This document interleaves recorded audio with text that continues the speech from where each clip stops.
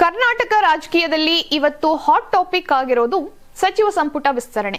ಕಳೆದ ಕೆಲವು ದಿನಗಳಿಂದ ಸದ್ದು ಮಾಡುತ್ತಿದ್ದಂತಹ ಈ ವಿಚಾರದಲ್ಲಿ ಈಗ ದೊಡ್ಡ ಅಪ್ಡೇಟ್ ಬಂದಿದೆ.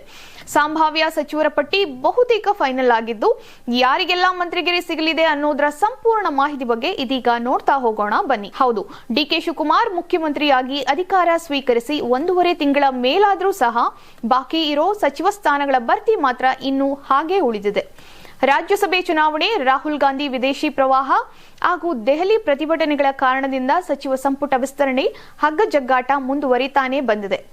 ಆದರೆ ನಿನ್ನೆ ಬೆಂಗಳೂರಿಗೆ ಬಂದಿದ್ದಂತಹ ಎಐಸಿಸಿ ಪ್ರಧಾನ ಕಾರ್ಯದರ್ಶಿಗಳಾದಂತಹ ಕೆಸಿ ವೇಣುಗೋಪಾಲ್ ಮತ್ತೆ ರಣದೀಪ್ ಸಿಂಗ್ ಸುರ್ಜೇವಾಲಾ ಜೊತೆ ಸಿಎಂ ಡಿಕೆಶಿ ಹಾಗೂ ಹಿರಿಯ ನಾಯಕರು ಮಹತ್ವದ ಸಭೆಯನ್ನ ನಡೆಸಿದ್ದಾರೆ ಎನ್ನಲಾಗ್ತಾ ಇದೆ.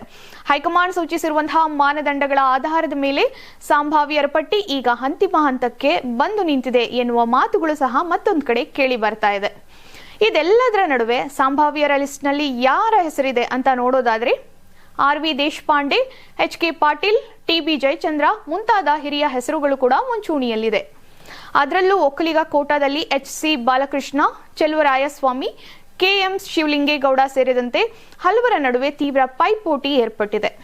ಅಲ್ಲದೆ ಅಪ್ಪಾಜಿ ನಾಡಗೌಡ, ಎನ್.ಎ. ಹ್ಯಾರಿಸ್, ಸಂತೋಷ್ ಲಾಡ್, ಬಿ. ನಾಗೇಂದ್ರ, ಲಕ್ಷ್ಮೀ ಹೆಬ್ಬಾಳ್ಕರ್ ಜೊತೆಗೆ ಮೊದಲ ಬಾರಿ ಗೆದ್ದಿರುವಂತಹ ಎಎಸ್ ಪೊನ್ನಣ್ಣ ಮತ್ತು ಪ್ರದೀಪ್ ಈಶ್ವರ್ ಹೆಸರುಗಳು ಕೂಡ ರೇಸ್ನಲ್ಲಿದೆ. ಮುಂದಿನ ವಾರ ದೆಹಲಿ ವರಿಷ್ಠರ ಅಂತಿಮ ಅನುಮೋದನೆ ಸಿಕ್ಕ ತಕ್ಷಣ ಸಂಪುಟ ವಿಸ್ತರಣೆಯಾಗೋದು ಪಕ್ಕಾ ಆಗಿದೆ.